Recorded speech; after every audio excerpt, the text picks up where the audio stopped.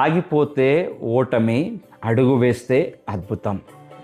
నీ బలహీనమైన అడుగునే దేవుడు గొప్ప మహాసైన్యంగా మార్చగల దేవుడై ఉన్నాడు. చూడండి, మన భయాన్ని దాటి అడిగి వేసేవారుగా ఉండాలండి. మన జీవితాల్లో చాలాసార్లు కష్టాలు లేదా భయాలు వచ్చినప్పుడు ఇక్కడే ఉంటే చాలే, పరిస్థితులు అవంతట అవే మారిపోతాయి, అన్నీ సర్దుకుంటాయని అనుకుంటాం.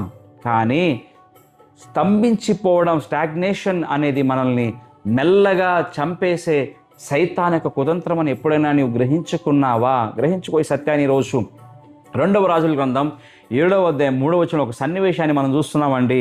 సమరయ పట్టణం గుమ్మం బయట 4 కుష్ఠరోగులు కూర్చుని ఉన్నారు.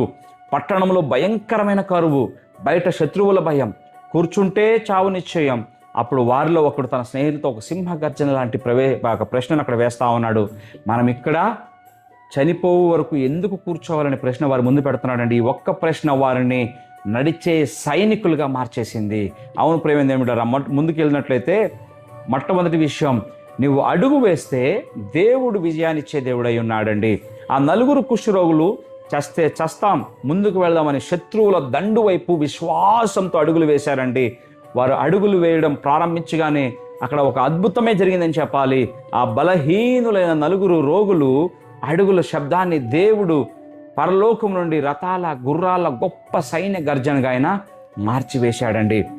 శత్రువులు భయపడి దానికి వారికున్న తెచ్చుకున్న ఆస్తి అంతటిని, ఆహారాన్ని అన్నిటిని కూడా అక్కడే వదిలేసి పారిపోయారు వాళ్ళు.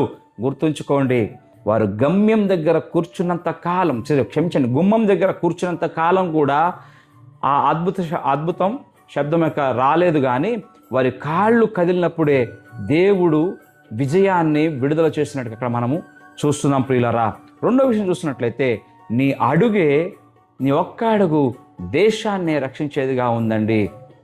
చూడండి, ఆ 4 ఉచితంగా లభించిన ఆహారాన్ని, బంగారాన్ని తినేసి ఊరికనే కూర్చోలేదు, కానీ ఆ శుభవార్తాన్ని మొత్తం పట్టణం అంతటికి కూడా చెప్పారు.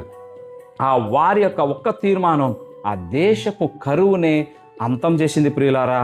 వారు భయాన్ని జయించి వేసే ఒక్క అడుగు వారి అక్కడ పరిస్థితులు మార్చేసింది. ఈరోజు మనం భయాన్ని జయించి వేసే ఒక్క అడుగు ఈరోజు మన కుటుంబ పరిస్థితుల్ని, మన రాబో తరాల భవిష్యత్తుని, మన సమాజాన్ని, మన దేశపు భవిష్యత్తుని మార్చేదిగా ఉందనే సత్యాన్ని ఈరోజు పరిశుద్ధాత్మ దేవుడి ద్వారా నేను చెప్పడానికి ఇష్టపడతాను. గ్రహించుకోవాలి.